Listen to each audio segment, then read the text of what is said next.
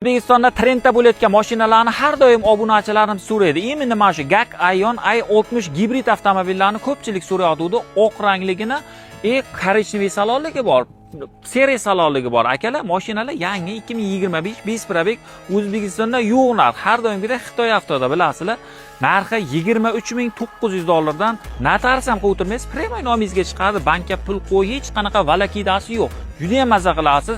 Ko'pchilik so'rayapti akalar, mana shu mashinalarni ishoninglar, narxi juda ham zo'r, 23900 ga. 20 kunlardan keyin, mana bugun cheslo necha? 3-aprel bo'layotgan bo'lsa, где-то aprelning oxirlariga 2026 kuzovi ham kirib kelayotgan. U salgina qimmat bo'layotgan, 26ligini hisobiga. Bu ham mashinalar full 210 km tokda, 1000 km benzinda yurayotgan.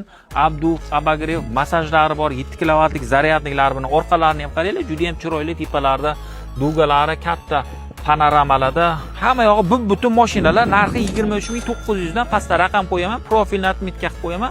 Xitoy avtoni o'ziga chiqib, balki 1-2 so'm yana o'tib beradi. Bemalol telefon qilib savdolashib, barakasini bersin akalar, bosinglar.